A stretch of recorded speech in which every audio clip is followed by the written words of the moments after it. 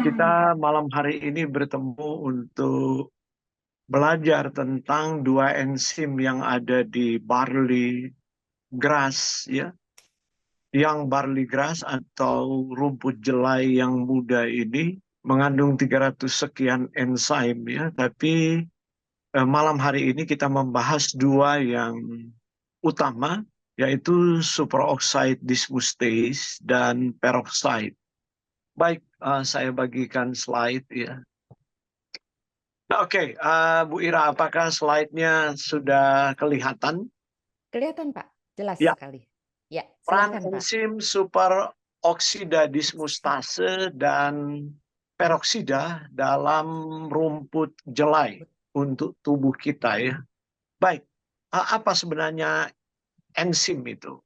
Jadi enzim itu membantu proses metabolisme di dalam sel, sebab semua proses metabolisme itu membutuhkan katalis agar terjadi prosesnya bisa terjadi dengan kecepatan tertentu untuk mendukung kehidupan.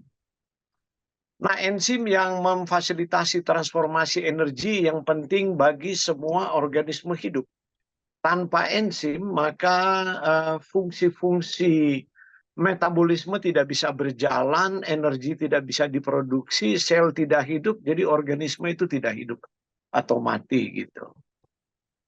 Nah, enzim adalah protein yang pada dasarnya bertindak seperti katalis dengan mengikat zat awal dan mengubahnya menjadi zat lain. Diketahui enzim ini mengkatalisis lebih dari 5.000 jenis reaksi biokimia. Dan studi tentang topik yang sangat kompleks ini namanya enzimologi. Bahkan ada ahli-ahli yang studi di sini, ya studi khusus tentang enzimologi. Ada 5.000 enzim yang diketahui, ya, di dalam tubuh manusia. Fungsi dan sifat enzim ini bertanggung jawab untuk transduksi sinyal dan regulasi sel, seringkali dilakukan oleh enzim yang namanya kinase dan fosfatase. Jadi tubuh itu berkomunikasi, ya. Makanan yang kita makan itu terdiri dari molekul-molekul yang berkomunikasi dengan seluruh sistem di tubuh kita, dan proses metabolisme itu menghasilkan energi. Nah, komunikasi ini tidak bisa salah. Jika salah, maka proses pensinyalan yang keliru itu akan menyebabkan fungsi fisiologis bermasalah dan akhirnya bisa muncul penyakit, ya. Kemudian enzim itu membangkitkan gerakan dengan miosin, protein otot menghidrolisis ATP untuk menghasilkan kontraksi otot. Jadi kalau tidak ada enzim, otot kita tidak akan berkontraksi. Demikian juga enzim ini mengangkut muatan di sekitar sel sebagai bahan dari sitoskeleton. Jadi sel itu ada sitoskeleton, ada rangka di dalam yang menopang sel tersebut. Kemudian yang kita sering dengar, enzim membantu pencernaan, metabolisme, pernapasan atau respirasi. Dan enzim itu juga membantu produksi hormon. Enzim itu juga membantu penyerapan nutrisi dan transportasi. Dan enzim itu juga penting untuk perbaikan dan pembagian seluler. Dan yang terakhir, enzim itu penting untuk detoksifikasi. Baik. Beberapa banyak enzim ada yang dibutuhkan oleh tubuh kita, ada berapa banyak? Diperkirakan ada sekitar 20.000 gen, ya, dalam genom manusia yang menyajikan protein. Dan lebih dari 50% terlibat dalam beberapa jenis reaksi enzimatik.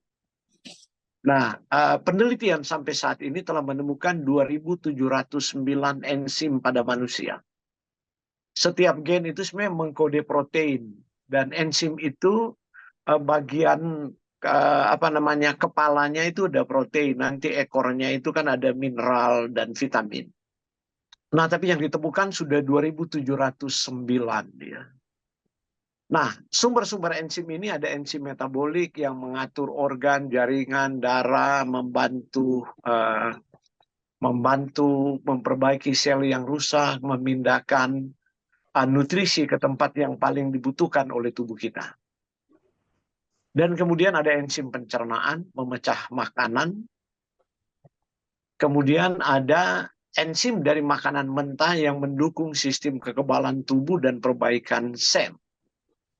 Jadi kadang-kadang kita makan sayuran, kita udah masak. Nah, kalau kita makan makanan yang sudah masak, sayuran atau buah-buah yang sudah kering dan sebagainya, mungkin enzimnya sudah hilang atau rusak ya. Sebab enzim itu bekerja pada range suhu tertentu. Di dalam tubuh itu, Anda perhatikan aja, kalau orang meriang, kenapa akhirnya dia bisa kacau dan kemudian meninggal. Misal kalau suhu sudah sampai 40 derajat lebih. Sebab enzim yang mengatur proses metabolisme dan fisiologi tidak bisa berfungsi pada suhu yang seperti itu. Jadi enzim itu berfungsi optimal pada suhu tubuh kita.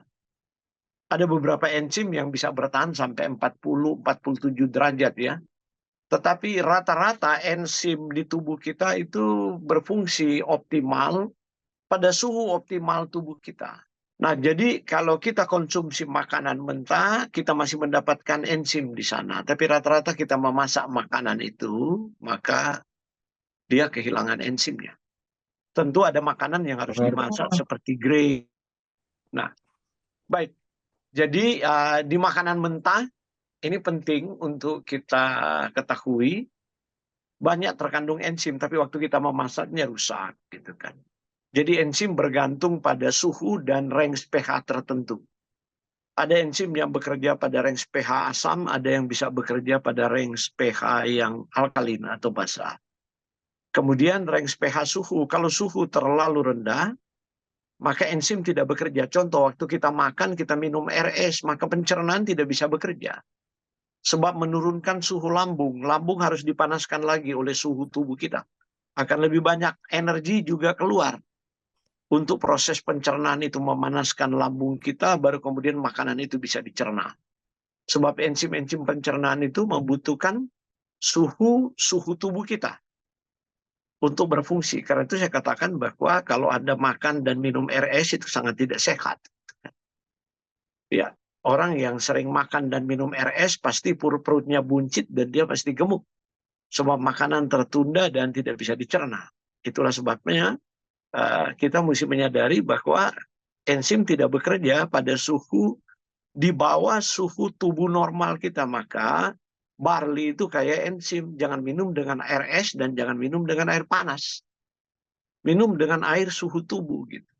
Superoxide dismutase atau SOD itu ini dikenal sebagai enzim anti penuaan.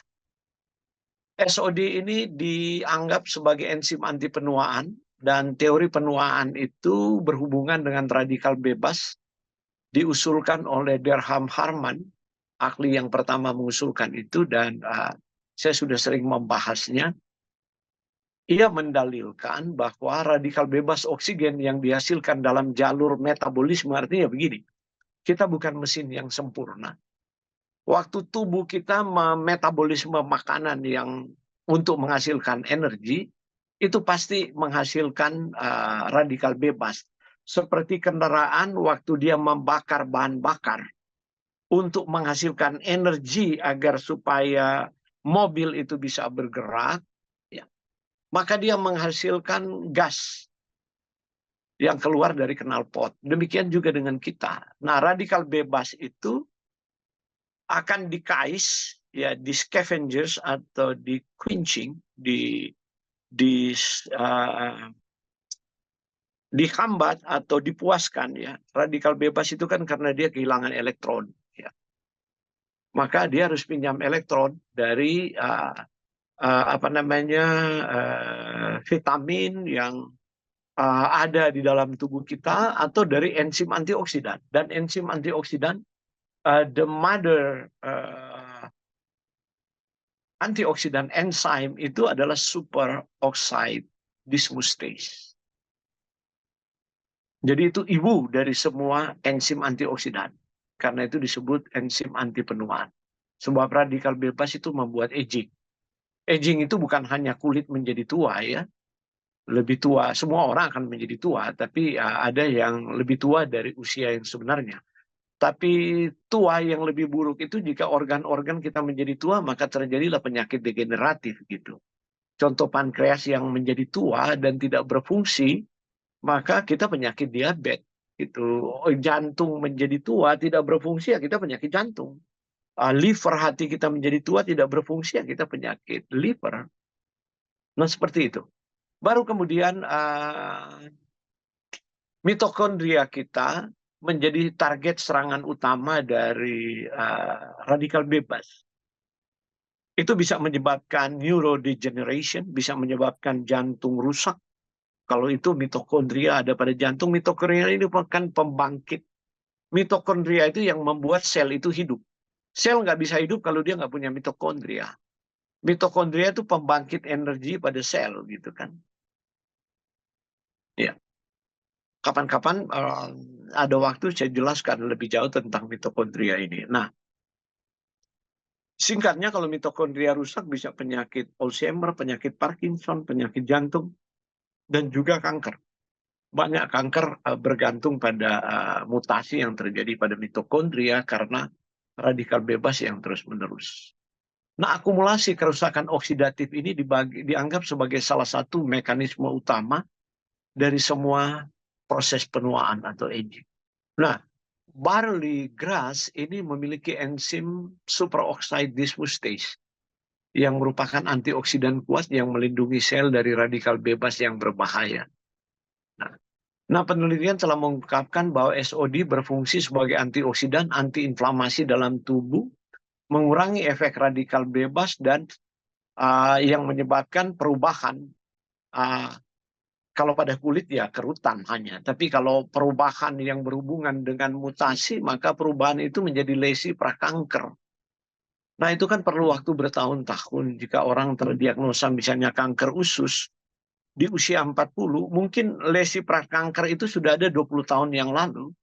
Dia jarang makan sayur, dia nggak dapat enzim, dia hanya pemakan daging, makan goreng-gorengan, makan tepung-tepungan, minum soft drink. Ya, anak-anak muda kita kan seperti itu. Dan mereka kekurangan kalau disuruh makan sayur, emoh gitu. Karena itu saya katakan begini, kita yang mau kanvas barley grass ini, Bapak Ibu yang mengkanvas, jangan selalu bidik orang sakit. Orang sakit cuma sedikit populasinya. Yang orang sehat itu yang sebelum mereka sakit untuk pencegahan, itu yang harus diyakinkan. Anda bayangkan, dari 250 juta penduduk Indonesia, 10%-nya adalah 25 juta. Dari 25 juta kita ambil 10% aja, 2,5 juta. Penduduk Indonesia setiap bulan itu minum 1 saset barley. Itu omsetnya ada berapa triliun kira-kira. Dan omset berapa triliun itu dibagi aja ke piramid sistem yang ada dari atas ke bawah. Maka yang duduk di atas puncak piramid itu paling sedikit tiap bulan penghasilannya itu 1 M. Itu paling sedikit tuh passive income-nya. Dalam perhitungan saya itu kalau sudah bunyi sekitar 2,5 juta itu sekitar 45 M itu. Orang pertamanya yang di puncak paling tinggi itu. Tidak harus orang yang pertama mendaftar. Maksudnya orang yang ada duduk di piramid yang paling tinggi. Kemudian kalau disebar ke bawah ke jaringan ada 1.000 orang yang berpenghasilan ya kira-kira 500 juta itu per bulan. Dan ada 10.000 orang yang berpenghasilan ya 50 sampai 100 juta. Jika kita berhasil meyakinkan masyarakat Indonesia bahwa dia perlu enzim. Nah, potensi terapi SOD. Pertama, penyakit radang. Nah, ada bagian dari sistem kekebalan kita namanya neutrofil. Ini memainkan peranan sentral penting dalam patogenesis peradangan. Neutrofil ini sebenarnya bagian dari sel darah putih untuk menyerang. Kalau ada peradangan, maka dia akan keluar, dia akan menyerang. Yang disebabkan oleh bakteri. Tapi kalau peradangan itu bukan disebabkan oleh bakteri, tapi oleh protein asing atau penyakit, misalnya penyakit radang ya. Maka neutrofil ini teraktivasi, dia menempel pada endotel, misalnya kalau itu pada pembuluh darah ya. dia bertransmigrasi ke ruang ekstravaskular, melepaskan radikal bebas. Nah, kalau itu jumlahnya cukup besar, dia merusak itu pembuluh darah itu, dan kemudian akhirnya berkembang menjadi penyakit, menjadi lesi aterosklerotik. Mungkin pertama kali adalah kolesterol nggak turun-turun, kemudian akhirnya tekanan darah tinggi, kemudian akhirnya berakhir dengan serangan jantung. Itu kan perlu waktu panjang, 20 tahun. Nanti kemudian serangannya muncul. Kalau pria ya kita udah bahas kemarin tuh di usia 45. Kalau wanita nanti di usia 65 kalau dia tidak merokok ya. Karena itu saya katakan kemarin ya ada banyak janda di dunia ini kan. Sebab laki-laki pasti mati duluan, cepat duluan. Ya. Tapi kalau orang bisa menangkap apa yang saya sampaikan dari kemarin dan malam ini, maka dia punya target pasar sebenarnya bagaimana meyakinkan setiap pria bahwa dia perlu untuk mengatasi radikal-radikal bebas ini. Kalau pola makannya jelek ya dia harus bantu dengan barley gitu. Tapi cenderung saya melihat itu penyakit multilevel di Indonesia selalu cari orang sakit. Gitu kan, mau bertanding dengan perusahaan farmasi dan bertanding dengan rumah sakit itu kan itu strategi yang bagi saya adalah strategi buruk sebenarnya. Seperti itu. Nah oke, ROS dan protease ini merusak jaringan normal dan protein matriks ekstraseluler. Studi yang dilakukan pada tikus transgenik, artinya tikus yang dibuat seolah-olah sama dengan manusia yang sakit ya, yang mengekspresikan SOD ekstraseluler dan mimetik SOD telah menunjukkan bahwa penghambatan O2-min itu dapat mencegah infiltrasi neutrofil kelosaki ke lokasi kerusakan. Artinya begini, jika ada kerusakan dan kalau neutrofil terlalu banyak ke sana maka terjadi peradangan berlebih-lebihan. Dan peradangan berlebih-lebihan itu mungkin muncul di tubuh kita seperti pembengkakan, nyeri, rasa tidak nyaman, tidak bisa tidur, dan sebagainya. Nah, penyakit artritis, salah satu bentuk dari penyakit peradangan atau inflamasi yang paling terkenal, rheumatoid arthritis, itu penyakit pada tulang. Ini penyakit sistemik, ditandai dengan reaksi peradangan kronis pada sendi sinovium sendi ya, sendi di lutut misalnya atau sendi-sendi lain yang memiliki cairan di dalam, menyebabkan degenerasi tulang lawan, erosi pada tulang juxtaartikular dan ya peningkatan radikal bebas di dalamnya karena defisiensi antioksidan. Karena itu patogenesis rheumatoid arthritis itu banyak pendekatannya hanya menggunakan obat-obat rematik gitu kan, methotrexate dan sebagainya, dan tidak punya jalan keluar. Saya menggunakan ini sudah lama. Jadi saya mengenal barley itu sudah lama ya. Itu datang ke Indonesia dari New Zealand di can. Dijual di can-can, bisa ada 1 kilo, bisa ada 2 kilo besar sekali seperti susu-susu Binaraga itu. Kira-kira di 10-15 tahun yang lalu. Saya beli, kemudian dia menghilang dari Indonesia. Ya saya pakai untuk terapi gitu. Klien-klien saya gitu. Sekali beli itu can-nya besar sekali gitu. Kemudian dia menghilang dari Indonesia. Muncul kembali melalui Sante Barley. Ternyata Sante udah beli itu New Zealand itu. Begitu ceritanya. Maka Sante jadi pemegang barley New Zealand ini. Oke. SOD ini, aktivitas SOD ini sangat rendah pada pasien yang menderita rheumatoid arthritis. Nyeri pada tulang.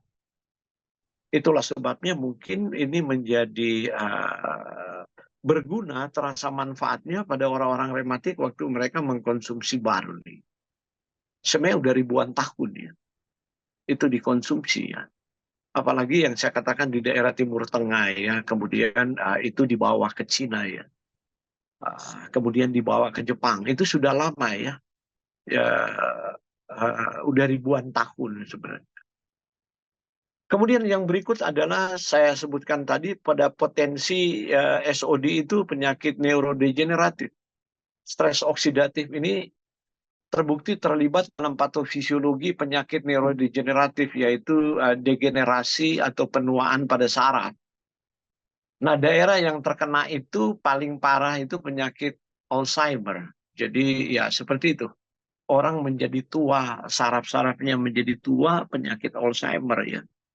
Dan ya itu dia, orang Alzheimer itu ya kadang-kadang kan kelihatan seperti orang sehat, tapi dia bisa keluar rumah nggak pakai pakaian gitu loh. Udah lupa atau dia keluar rumah, dia lupa pulang. Walaupun cuma keluar 100 meter dari rumah, dia udah bingung rumahnya itu di mana. Nah, ditemukan bahwa eh, aktivitas SOD ini berkurang. SOD, jadi SOD, katalase, glutathione, ya, itu berkurang pada orang yang menderita Alzheimer. Saya beberapa kali diundang untuk seminar lifestyle medicine di Amerika dan saya sudah keliling ada 7 state ya, 7 negara bagian. Dan banyak saya temukan baik orang Indonesia maupun orang hitam, orang kulit putih, orang Asia etnik yang lain, Jepang, Korea, Taiwan, yang hidup di Amerika mereka Alzheimer. Dulunya hebat-hebat bekerja di perusahaan Google, bekerja di Boeing, bekerja di apa? Ya, mereka ahli komputer dan lain-lain. Kemudian mereka konsultasi dan saya memberikan mereka itu kan waktu itu kan barley belum jual di Amerika. Maka saya berikan ke mereka adalah kapsul-kapsul ajaib ini yang mengandung enzim-enzim ini. Seperti itu. Dan mereka terkaget-kaget karena merasa respons yang lebih baik.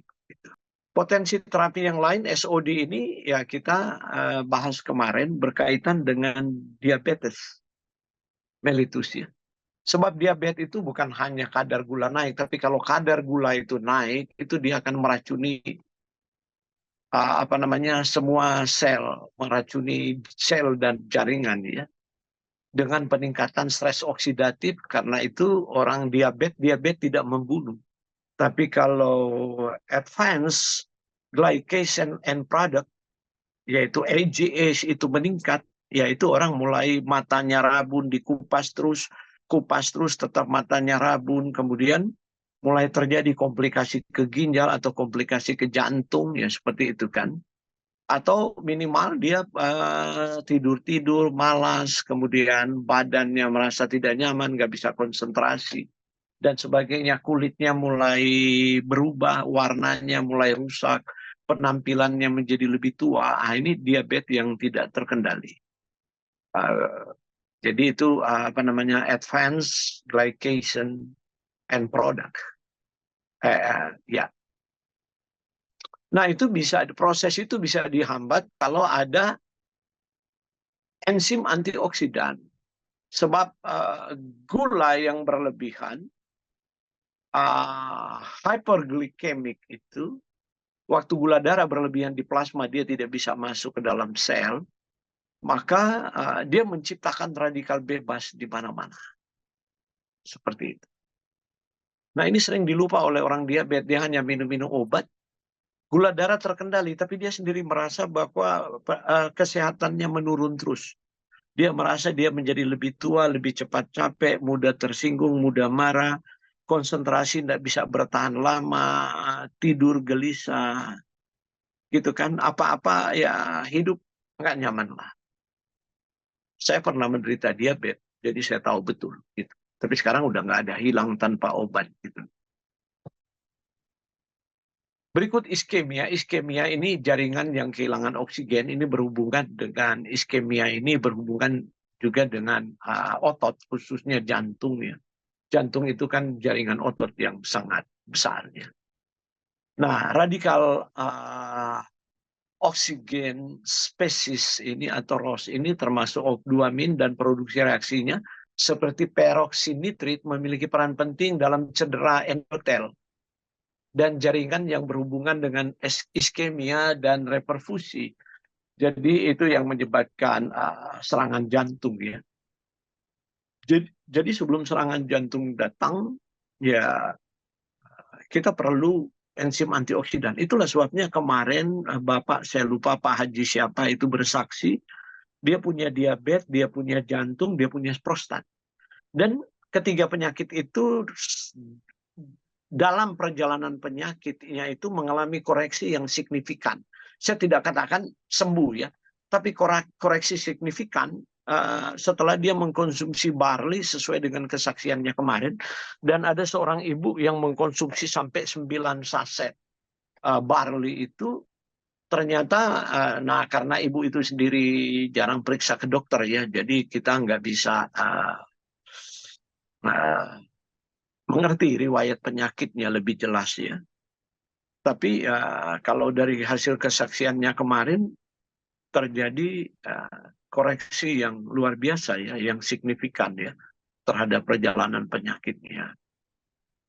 Yang luar biasa, potensi terapi SOD-nya juga ini berkaitan dengan kanker. Sebab kanker itu kan pada dasarnya adalah mutasi yang terjadi karena ADN atau gen itu berubah karena serangan radikal bebas bertahun-tahun.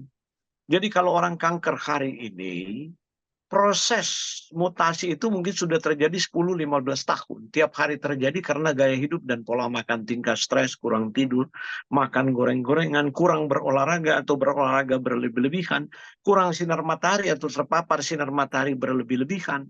Seperti itu, oksigen yang kita hirup itu oksigen positif di dalam ruangan terus-menerus. Apalagi ruangan ber-AC tertutup, tidak ada pertukaran udara. Ada begitu banyak radikal. Air minum yang kita minum mengandung polutan karena kemasan plastik mengandung kalau BPH bisphenol itu ya itu sudah cerita lama itu. Yang nggak disebut-sebut phthalate itu. Yang lebih berbahaya bisa bikin hormon disruption. Karena itu ada banyak kanker related hormon sekarang. Nah karena saya dirikan sekolah Good News Lifestyle for cancer survivor, diabetic survivor, dan cardiovascular survivor. Dan grup-grup itu udah 1000 lebih di grup WA saya. Dan ya seperti itu. Seperti kemarin, saya nggak tahu ada hadir di Bekasi klien saya gitu loh. Dia bilang ikut dari grup kanker, kemudian dia dengar saya mau bicara barley, dia hadir karena kebetulan dia orang Bekasi gitu. Nah, jadi stres oksidatif ini berkaitan dengan karsinogenesis. Nah, makanan kita itu sumber karsinogennya banyak. Misalnya daging dibakar, ikan dipanggang, dibakar, kemudian hangus, itu kan sumber karsinogen yang sangat kuat. Cuma ya, kalau cukup enzim antioksidan, orang belum kanker. Tapi kalau enzim antioksidannya itu tidak cukup, misalnya SOD dan glutathione di dalam tubuhnya, ya maka kemudian proses mutasi terjadi, nah ya kemudian ya kanker. Atau proses itu juga sejalan dengan seseorang menjadi tua. Saya tidak mengatakan bahwa semua orang menjadi tua akan kanker. Tapi biasanya di waktu orang mulai tua di usia di atas 40-50, nah kanker itu mulai berdatangan sebab kerusakan genetiknya telah terjadi bertahun-tahun, dan di waktu dia bertambah tua semakin parah karena orang tua semakin tubuh semakin sedikit memproduksi SOD. SOD ini sebenarnya kan tubuh bisa produksi. XOD dan peroksidase kan. Tubuh bisa produksi, bisa bikin gitu. Cuma dengan bertambahnya usia atau waktu masih muda, masih pada pertumbuhan, tapi karena gaya hidup yang salah, maka tubuh tidak memproduksi yang cukup gitu. Nah, maka perlu perlu enzim antioksidan, atau sederhananya perlu mengkonsumsi functional food seperti barley grass gitu kan, untuk mendapatkan enzim antioksidan ini. Nah, kemudian Anda mungkin sering mendengar ada pernyataan umum yang telah dibuat bahwa SOD hanya bermanfaat bagi tubuh jika dibuat oleh tubuh sendiri dan tidak bermanfaat jika masuk dari makanan, gitu kan. Nah, kesimpulan ini tidak menjadi fakta bahwa antioksidan dan fitokimia lainnya itu bergantung pada keseluruhan sinergi biologis dalam tubuh. Jadi seperti pemain bola kaki, bukan nutrisi yang diekstrak atau diisolasi. Jadi mereka mencoba dengan suplemen antioksidan SOD gitu, terisolasi kan banyak jual. Saya nggak perlu sebut merek. nanti mereka tersinggung gitu kan. Ada kan SOD ini dijual gitu.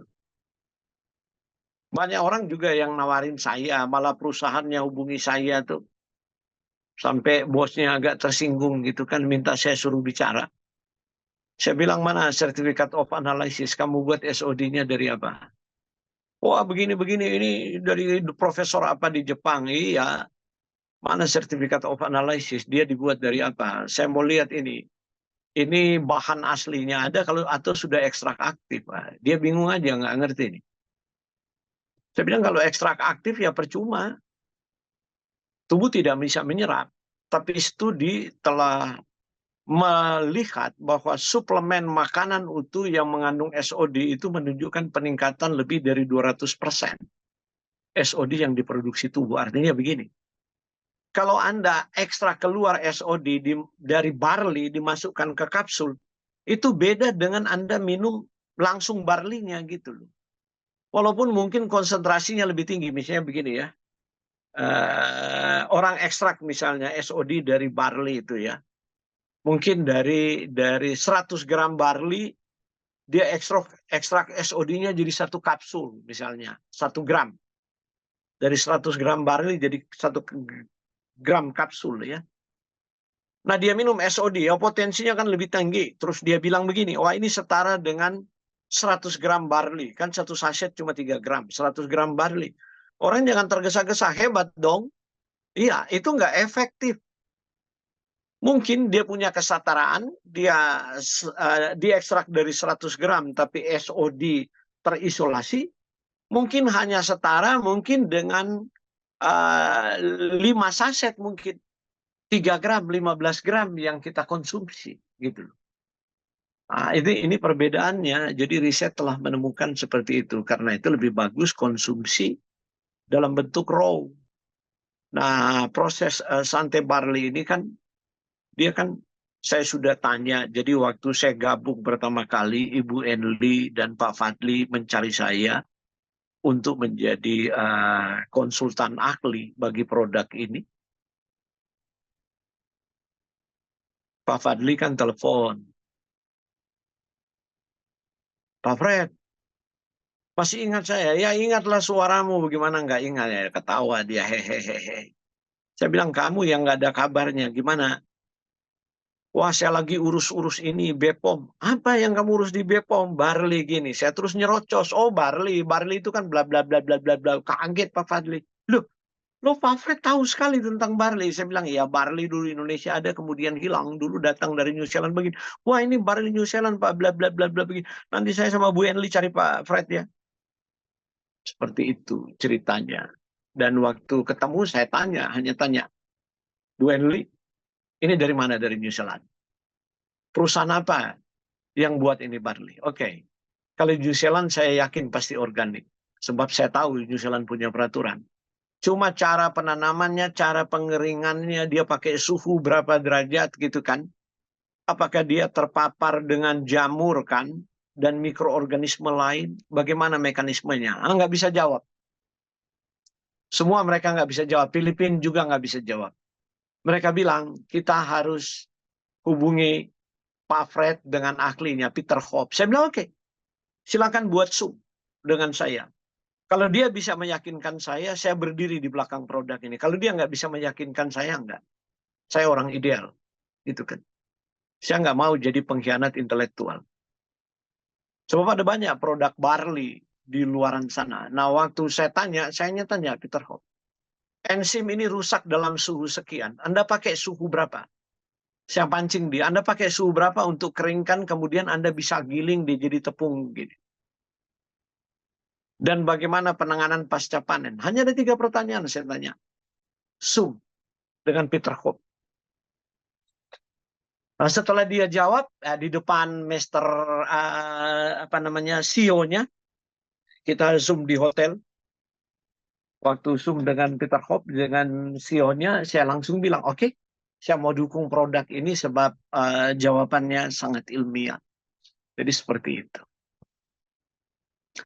Baik, enzim peroksidase, hydrogen peroxide atau H2O2 tampaknya merupakan molekul yang ada di mana-mana ya. Kita menghembuskannya, mengeluarkannya, mengambil dari makanan, dapat dideteksi pada air minum. Itu yang disebut di dalam kehidupan ini nggak ada yang bebas hydrogen peroxide. Sebab hydrogen peroxide itu membunuh bakteri gitu. Anda mau lihat hydrogen peroxide, Anda mau ini, itu pemutih pakaian itu yang tidak melunturkan pakaian, dia hanya bikin putih kalau taruh di pakaian dia berbusa gitu kan. Dia tidak gatal di tangan seperti merek yang lain. Itu hydrogen peroxide. Nah, dan ia dipakai untuk mensuci hamakan kalau di rumah sakit. Nah, hydrogen peroxide ini secara luas dianggap sebagai agen sitotoksik. Dia membunuh sel, dia membunuh bakteri. Yang kadarnya harus diminimalkan melalui aksi enzim pertahanan antioksidan. Sebab tubuh kita memproduksi itu. Nah, paparan H2O2 pada jaringan manusia tertentu mungkin lebih besar daripada yang diperkirakan. Ini sejumlah penelitian menemukan itu. Ya. Dan tubuh kita memproduksi, terus kita masukkan juga dari luar. Misalnya orang ngopi. Ngopi itu buat hydrogen peroxide. Karena itu saya mau katakan, ya kalau di hydrogen peroxide itu tidak dinetralkan di kopi, dan Anda sering ngopi, Anda cepat tua. Kulit Anda juga cepat tua gitu loh. Nah, terdapat dalam minuman yang biasanya diminum, terutama kopi instan ya. Itu hydrogen peroxide juga bisa dideteksi pada urin manusia dan dalam udara yang dihembuskan gitu kan. Nah, kalau pada urin manusia memang tubuh suruh buat itu, sebab di urin itu kan bisa berkembang berbagai bakteri dan lain-lain. Salah satu yang membunuh itu hydrogen peroxide.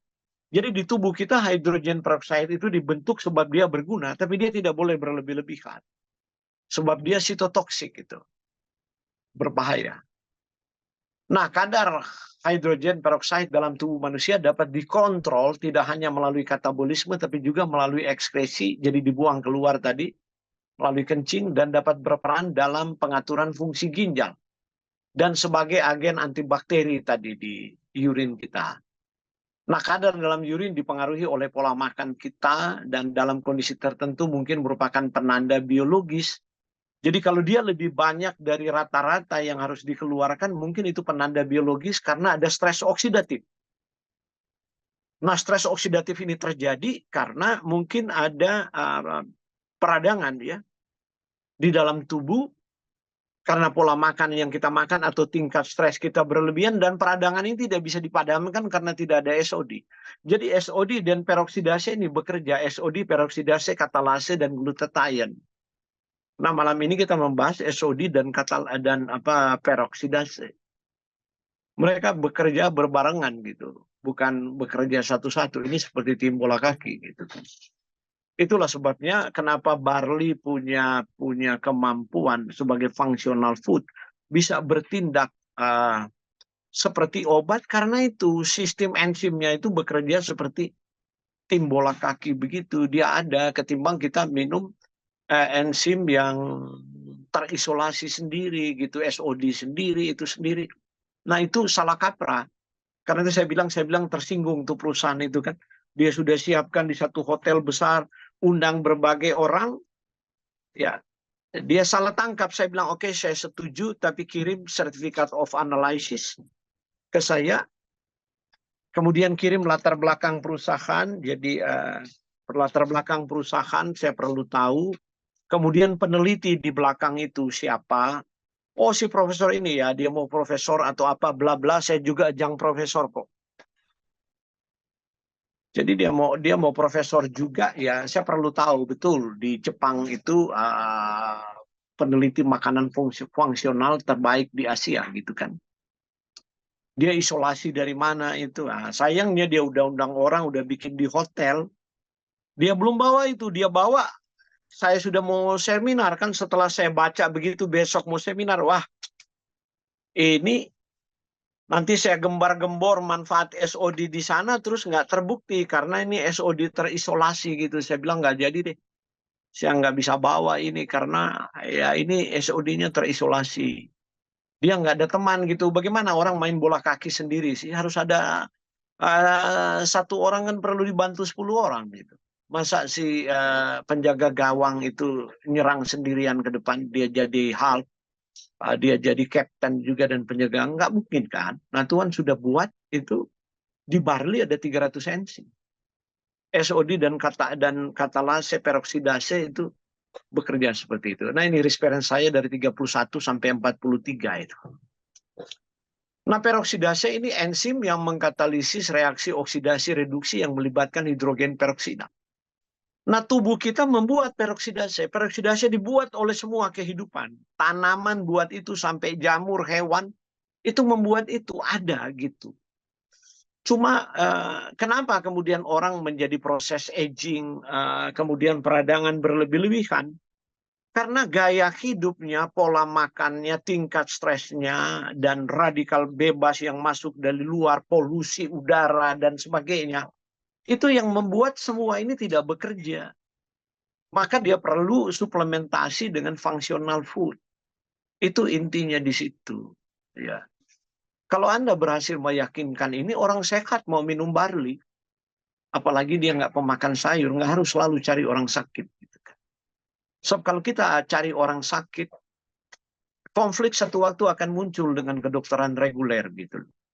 Padahal di kotak barley itu sudah ditulis, ya no therapeutic claim.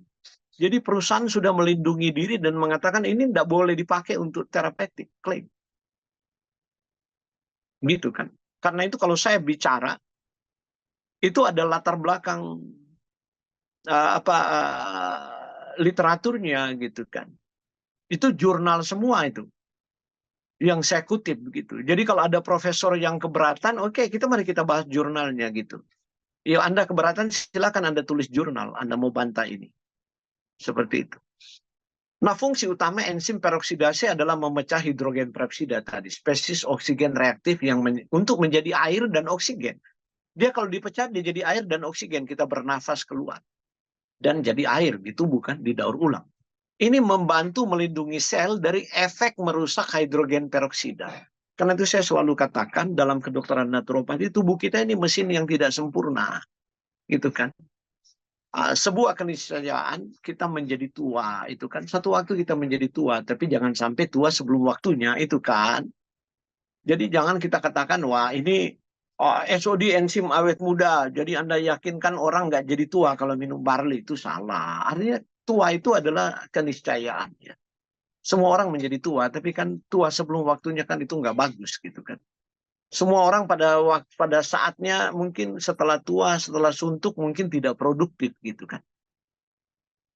Setelah tua, tapi kita jangan sampai sebelum waktunya produktif. Contoh misalnya ya, rata-rata tingkat produktivitas di Indonesia itu umur pensiun, 58 tahun pensiun, sesudah pensiun mulai sakit-sakitan.